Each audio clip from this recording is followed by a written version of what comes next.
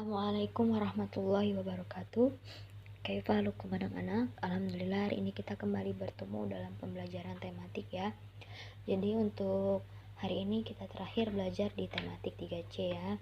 Sebelum kita mulai belajar, kita baca dulu doanya terlebih dahulu. Rabbi zidni ilman, Allahumma inni as'aluka ilman nafi'an wa rizqan thayyiban wa amalan mutaqabbalan. Nah, sekarang coba kalian buka bukunya di halaman 141 ya. Nah, disitu sebelumnya kita baca dulu terlebih dahulu ya. Ketika kamu melakukan kegiatan membuat gulali dari gula merah, kamu bekerja sama dengan teman-teman sekelompok di sekolah. Kerjasama tidak hanya dilakukan dalam kelompok di sekolah. Kerjasama juga dilakukan di rumah.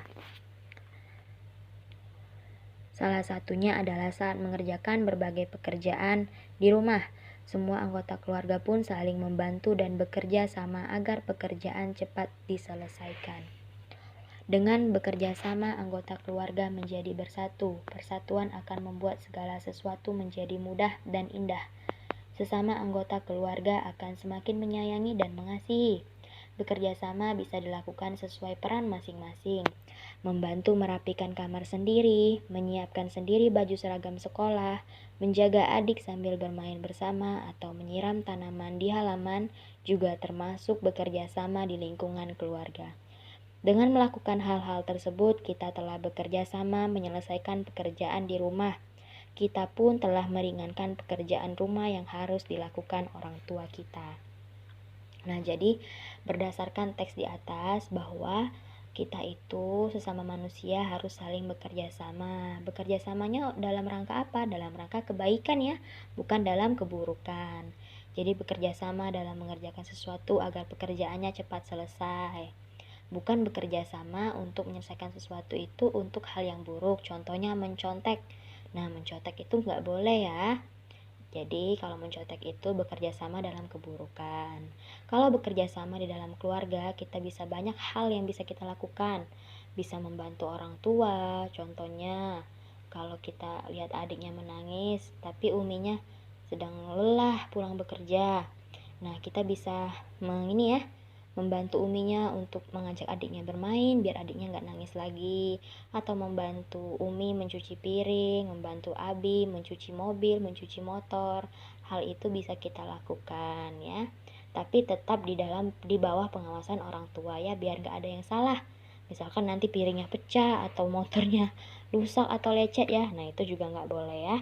Nah, kita jawab dulu sama-sama yang di bawahnya. Ayo berlatih. Saling membantu dan bekerja sama membuat pekerjaan mudah. Mudah apa? Mudah meringankan, mudah menyayangi, bersatu atau diselesaikan. Ya, jawabannya mudah diselesaikan ya. Jawaban yang pertama diselesaikan. Ya, ini yang nomor 1. Jawaban yang nomor 2. Dengan bekerja sama anggota keluarga menjadi apa?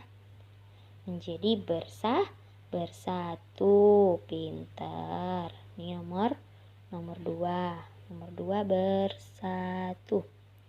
Nomor 3. Bekerja sama dalam keluarga berarti titik-titik pekerjaan yang harus dilakukan orang tua. Apa? Iya, meringankan ya. Ini nomor 3, meringankan. Nomor 4, persatuan membuat segala sesuatu menjadi, iya benar, menjadi mudah. Nomor 4. Nomor 5, persatuan dalam keluarga akan menumbuhkan rasa saling. Yang terakhir ya, yang belum dijawab, yaitu menyayangi.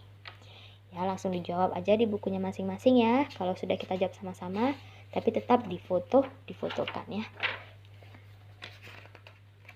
Nah, sekarang Ustazah mau mengasih informasi atau mempelajari tentang pemanasan global. Pernahkah kamu mendengar kata pemanasan global? Apa pengertian dan pengaruh pemanasan global bagi kita? Mari kita pelajari bersama. Pemanasan global adalah perubahan pada bumi berupa meningkatnya suhu atmosfer, laut, dan daratan. Meningkatnya suhu bumi diperkirakan akan mendatangkan bencana. Lihat ada tante-tante ya atau ibu-ibu yang sedang membacakan berita. Jadi, bencana akibat pemanasan global diawali perubahan wujud es di kutub utara dan kutub selatan yang mencair. Es yang mencair menyebabkan permukaan air laut bertambah naik. Pemanasan global juga dapat mengubah iklim. Perubahan iklim akan berdampak pada seringnya terjadi badai dan bencana kekeringan. Kekeringan akibat suhu yang tinggi juga mengakibatkan kebakaran hutan. Tuh, banyak sekali ya terjadi ya kalau di Sumsel ya. Di Sumsel dan sekitarnya sudah banyak sekali yang kebakaran hutan. Lanjut, dibuka bukunya halaman 144. Pemanasan global disebabkan oleh meningkatnya gas rumah kaca seperti karbon dioksida. Atmosfer yang mengandung gas rumah kaca mengurung sinar matahari yang akan keluar dari bumi. Akibatnya suhu bumi pun semakin panas. Kita dapat mengurangi laju pemanasan global dengan menjaga lingkungan kita. Kita mulai dengan mengurangi pencemaran udara, hemat pemakaian air dan energi listrik, dan menanam tanaman adalah hal termudah yang dapat kita lakukan. Ya, seperti itu. Jadi itu pemanasan global. Ya. Sampai di situ ada pertanyaan? Kalau tidak ada pertanyaan, Ustazah akan masuk ke halaman 154. Ya, ini yang terakhir. Daur air. Kita dapat mengamati banyak perubahan benda di alam. Salah satunya adalah peristiwa hujan. Nih, pada peristiwa hujan terjadi beberapa perubahan benda. Coba kamu amati gambar berikut ini. Air hujan berasal dari air yang ada di permukaan bumi. Proses terjadinya hujan berawal dari penguapan air di sungai, danau, dan laut.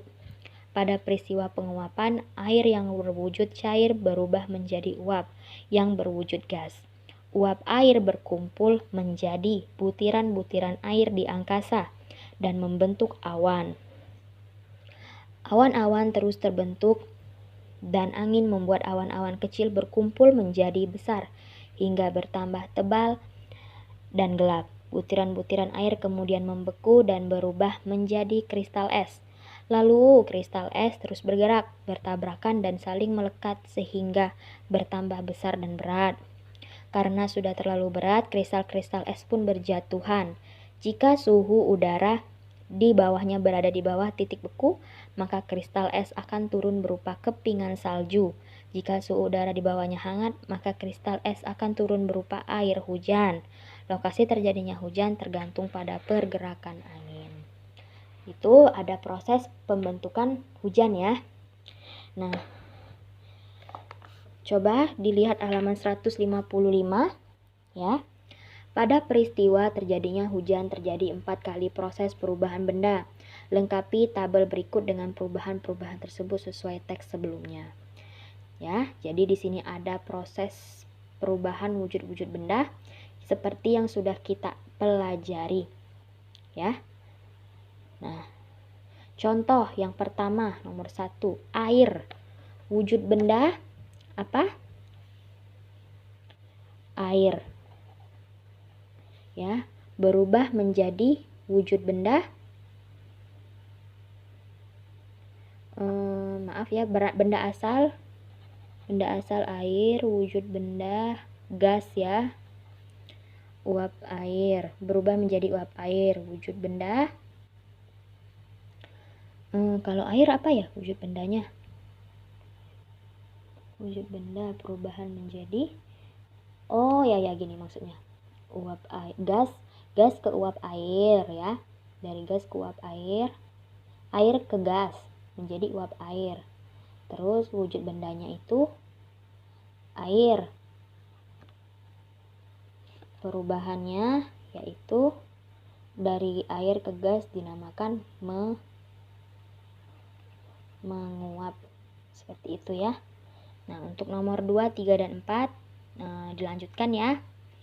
Insyaallah dipahami. Sudah tutup dengan doa kafaratul majlis. Subhanakallahumma wa bihamdika asyhadu an la ilaha illa anta astaghfiruka wa atubu ilaik. Untuk yang di tabel ini bisa kalian baca lagi di sini ya. Di situ semuanya ada jawabannya ya. Syukran jazakumullah khairan. Wassalamualaikum warahmatullahi wabarakatuh.